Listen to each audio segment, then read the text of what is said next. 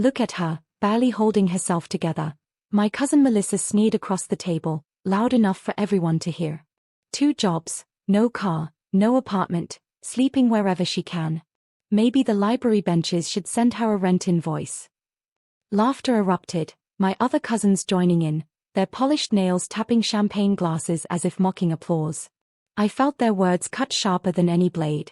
You'd think family would understand, or at least show kindness. But they savored my humiliation, turning it into entertainment. I swallowed hard, trying to steady my hands on the chipped mug I clutched. Hi everyone, my name is Eliza. I'm 22. And I never thought survival would look like working dawn shifts at a diner, evening shifts at a bookstore, and curling up on cold park benches in between. I told myself I could handle it. But what I wasn't ready for was the cruelty of the people who shared my last name. The night air outside the restaurant that evening felt heavier, the kind that presses against your skin like judgment. I could still hear Melissa's laugh echoing, her perfect teeth glinting in the dim light. Each step I took away from that place felt like dragging chains behind me. I kept replaying their faces, my cousins, glowing in designer clothes, mocking the way my sweater sleeves frayed. Their cruelty wasn't just about poverty.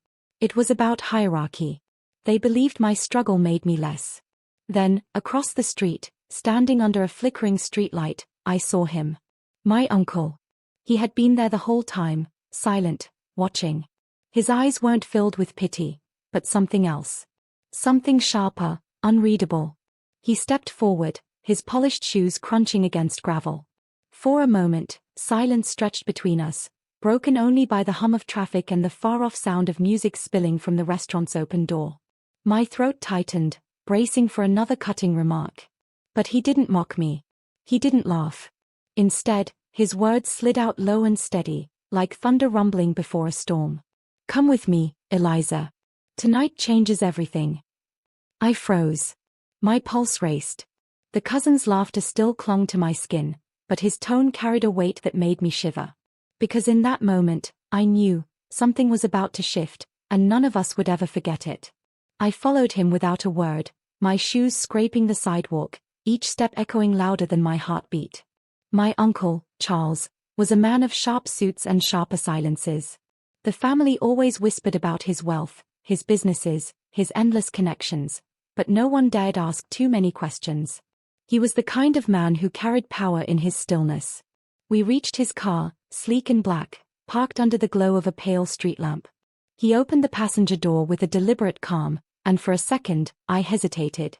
My cousin's laughter still rang in my head, their smug voices cutting into my pride. But something in my uncle's eyes told me this wasn't a request. It was a command. Inside, the leather smelled faintly of cologne and newness, a world away from the damp scent of the benches I had called home. My body ached as I sank into the seat, exhaustion pressing down on me. He drove without speaking, city lights streaking across the windshield like veins of fire. Finally, he said, I've known for weeks. His voice was steady, not soft. I've seen where you sleep. I've seen you drag yourself from one job to another. And I've seen them, mocking you. Shame swelled in my chest. My throat burned, but no words came out. I wanted to defend myself, to prove I wasn't weak, but he cut through my silence. You remind me of myself at your age, he continued. His hands tightened on the wheel. Hungry. Fighting alone. And watching others laugh, thinking they've already won. We pulled up to a building so tall it seemed to slice into the night sky. Glass shimmered under the moonlight, and I blinked, realizing we weren't anywhere near his home. This was one of his properties. Everyone in the family had heard of it but never been inside. He parked, stepped out, and gestured for me to follow. The marble lobby swallowed me whole, the polished floor reflecting golden lights overhead. I had never stepped into a space so vast, so silent, so utterly opposite of where I had just been humiliated. When the elevator doors closed, trapping just the two of us inside, he turned to me. His eyes locked onto mine, sharp and unyielding. Eliza, he said slowly, I'm about to show you the truth of this family. And when I do, you'll never look at them the same way again. The elevator rose higher, and with it, so did the weight of what I was about to learn. The elevator doors opened to a penthouse that looked more like a world carved out of dreams. Floor-to-ceiling windows stretched wide, revealing the city glittering below like a bed of stars. Everything inside gleamed, marble counters, velvet chairs, glass sculptures catching the light. I stood frozen, feeling like an intruder in a palace. Uncle Charles walked in as if it was nothing, loosening his tie, his presence filling the room. "Sit," he said simply, pointing toward a leather chair near the fire. I obeyed, though my legs trembled. For a long moment, the silence between us was thick. I could hear the faint hum of the city outside, the ticking of a gold clock on the wall. Finally, he broke it. "You think they laugh because you're weak," he said, pacing slowly. "But they laugh because they are afraid. Afraid that one day, the tables might turn." His words cut through me. I wanted to believe them, but all I remembered was Melissa's smirk, the sound of champagne glasses clinking as my cousins enjoyed my shame. Afraid of me? No, afraid of nothing. He stopped pacing, turning toward a locked cabinet built into the wall. With a key from his pocket, he opened it, pulling out a thick folder. He set it down on the table before me. "Everything your cousins own," he said quietly, "is tied to me. Their cars, their houses, their allowances. Every string, every dollar, runs through my hands." I stared at the folder, my breath catching. He flipped it open, page after page of contracts, property deeds, financial documents, my cousins' entire glossy lives spelled out in black and white. And then he looked at me, his eyes burning with something almost dangerous. "They humiliated you tonight. But remember this, Eliza, if I decide, tomorrow they'll be the ones without a roof. Without a dollar. Without their pride." A chill ran down my spine. My uncle wasn't just rich. He was their foundation. And with one decision, he could pull it all out from under them. I leaned closer to the folder, my fingers brushing the edges of the papers. My heart pounded with every name I recognized: Melissa, Jason, Claire, each listed on contracts that traced directly back to Uncle Charles. Their luxurious lives weren't built on independence. They were built on him. He watched me, expression unreadable. "Do you understand now?" he asked, voice steady. I nodded faintly, though words escaped me. The realization twisted my stomach. While they mocked me for sleeping on benches, their own beds, their own meals, their own shining worlds, all came from the man standing in front of me. He poured himself a drink, the ice clinking against glass, and sat across from me. "Eliza, they've grown entitled. Spoiled. They believe they are untouchable because they've never had to work, never had to fight. But you," he paused, studying me as though weighing every ounce of my spirit. "You've survived storms they can't even imagine." The fire crackled, its warmth brushing against my chilled skin. For the first time in months, I felt seen, not as a failure, not as a burden, but as someone who had endured. Then his voice dropped lower, carrying a gravity that rooted me to the chair.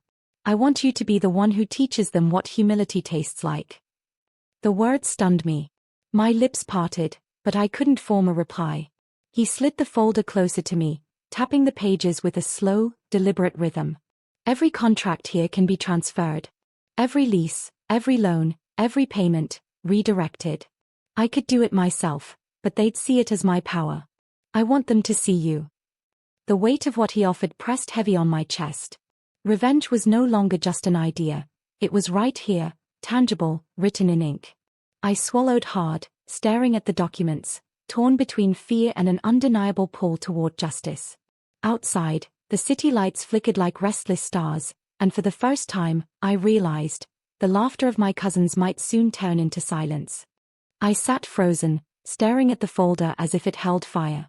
My uncle's words swirled in my head, louder than Melissa's cruel laugh, sharper than Jason's smug grin. Me? The one they mocked as worthless, powerless. He wanted me to be the hand that flipped their world upside down. My voice trembled when it finally broke the silence. "Why me?" Uncle Charles leaned back, swirling the amber liquid in his glass. His gaze locked onto mine, unwavering. "Because, Eliza, you've already endured what they fear most. You've been stripped of comfort, of pride, of a home. And you didn't break. That makes you dangerous. That makes you strong." The firelight flickered against the polished walls, casting long shadows that seemed to stretch toward me. I remembered every night curled on a bench, the sting of cold air against my skin, the ache in my bones from working doubles. Every humiliation, every tear. I carried it all inside me. And suddenly, I understood. If I signed these papers, it wouldn't just be about revenge. It would be about balance. About justice. About making them taste the very helplessness they once mocked in me. My uncle slid a pen across the table, its sleek body gleaming under the light. Their comfort rests on signatures, he said quietly. Sign, and you become the storm they never saw coming. I hesitated, my hand hovering over the pen. 1,000 voices warred in my head, fear, doubt, anger. Then, the memory of Melissa's voice rose above them all. Maybe the benches should send her a rent-in voice. My fingers tightened around the pen. Slowly, deliberately, I signed where he pointed. Each stroke of ink felt like carving away years of silence, years of swallowing my pride. When I finished, he gathered the folder with a faint smile, not of triumph, but of recognition. Tomorrow, he said, his voice low, steady, certain, the family will learn who truly holds their strings. And just like that, the balance of power shifted, quietly, dangerously, into my hands. The morning sun spilled through the penthouse windows, gilding everything in gold. I barely slept, my mind racing with what I had just done. The folder was no longer just ink and paper, it was thunder waiting to break. Uncle Charles moved with a calmness that unnerved me. Over breakfast, he slid his phone across the table. Watch, he said. One by one, messages began to pour in from my cousins. Jason's came first, frantic, sharp. Why is the dealership saying my car payments have been frozen? Call me now. Then Melissa's, her polished tone cracking. Uncle, the landlord says rent isn't cleared. Is this a mistake? Fix it, please. Each message felt like a strike of lightning, their certainty unraveling thread by thread. My chest tightened, not with guilt, but with a strange, heavy release. Charles looked at me over his coffee cup. They are starting to feel it. The ground beneath their feet. By June, the calls started. The penthouse phone rang relentlessly. I could hear Melissa's voice screaming through the machine. This isn't funny. I have a dinner party tonight. Do you know how humiliating this is? Jason's tone followed, dripping with desperation. You can't just cut us off. We're family. Family. The word made me laugh bitterly under my breath. When I needed shelter, they mocked me. When I needed compassion, they gave me cruelty. And now, as their walls crumbled, they remembered blood ties. I turned toward the window, watching the city breathe beneath me. For once, I wasn't beneath it, I was above, untouchable. The same girl who curled up on benches now sat in a penthouse, holding power in silence. My uncle placed a hand on my shoulder. Eliza, you don't have to answer them. Not yet. Let them squirm. Let them taste what you've tasted. I nodded slowly, my reflection in the glass showing someone I barely recognized. Stronger. Colder. For the first time, their laughter didn't echo in my ears. Their fear did. By evening, the chaos had spread like wildfire. My phone buzzed non-stop, cousins, aunts, even my father's brother trying to demand answers. Their voices carried through voicemails, jagged with panic. We can't pay the caterers. The bank says our cards are frozen. Do something. I sat on the velvet couch, staring at the folder on the table. That pen stroke had turned me from the family embarrassment into the silent architect of their downfall. When Melissa finally appeared at the penthouse door, her perfect hair frazzled, her eyes wide with desperation, I almost didn't recognize her. She barged in, uninvited, her voice shrill. What did you do? Her eyes flicked toward Uncle Charles, but he said nothing. He simply sipped his drink, watching like a man who'd already seen the ending of a play. Melissa turned to me, trembling. Eliza, you can't let him do this. You know me. You owe me. The word hit me like a slap. Oh? I remembered her laughter, her smirk, the way she toasted my suffering like it was champagne. My chest burned, but I stayed calm. I don't owe you anything, I said softly, every word sharp as glass. Her jaw dropped, the silence stretching heavy. For the first time, she couldn't find something cruel to throw back. Instead, she sank into a chair, her polished nails shaking against the armrest. Uncle Charles finally spoke, his tone calm, final. This was never mine to decide. It was hers. And you will live with what she's chosen.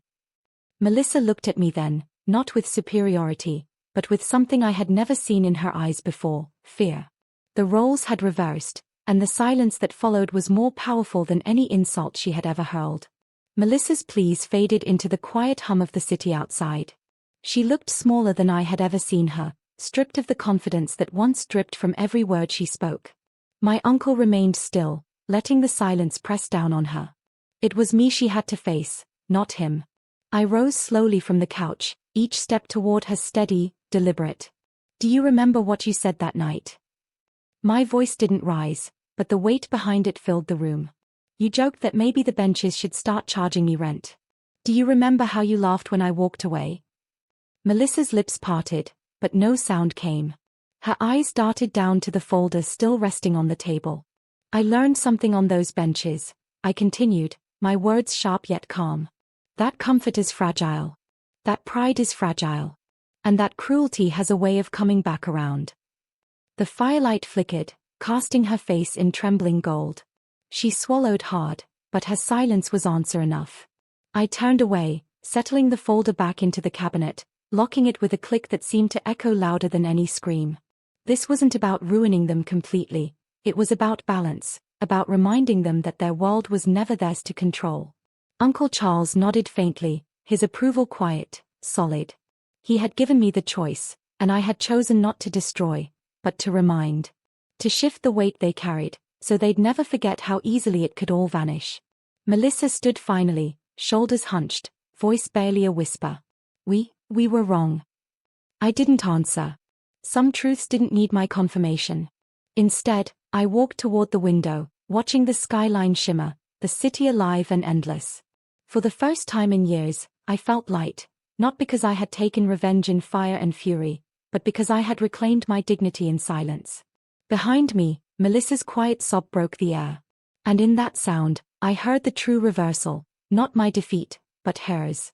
This time, the power belonged to me.